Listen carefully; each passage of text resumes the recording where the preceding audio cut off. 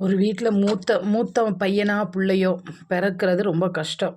பிறந்து இது பண்ணுறது ரொம்ப கஷ்டம். ஏன்னா அவங்க மேலே எல்லாம் அந்த குடும்ப பாரமே அவங்க தலையில் இருக்கும். ஆனால் அவங்க அதெல்லாம் சமைப்பாங்க.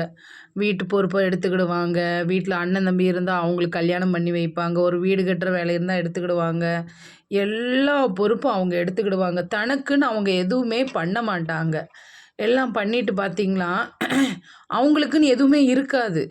கடைசியில சரி நம்ம தம்பி படிக்க வச்சுட்டோம், நம்ம தங்கச்சிய படிக்க வச்சுட்டோம் என்னமோ அவங்க நம்மள பார்ப்பாங்கங்கிற கட்டத்தில என்ன தெரியுமா சொல்லுவாங்க? சிம்பிளா, "ஏன்டா நீ என்னமோ பொறுப்பு எடுத்துக்கோன்னா, நான் எதுக்கு எடுக்கணும்? நான் படிச்சேன் என்னமோ நான் என் என் பொழப்ப நான் பார்ப்பேன். ஏன்டா நான் இவ்வளோ செஞ்சேன்" அப்படின்னு சொல்லி சொன்னா, "நீ பைத்தியக்காரன், நீ முட்டாள், நீ ஒரு இளிச்சவாயன், நீ செஞ்ச. உன்னைய மாதிரி நானும் இருக்கணுமா? நான் வாழ்க்கையில முன்னேற வேண்டாமான்னு" சொல்லி சிம்பிளா சொல்லிட்டு போயிருவாங்க. பிடிச்சிருந்தா like and share please subscribe பண்ணுங்க.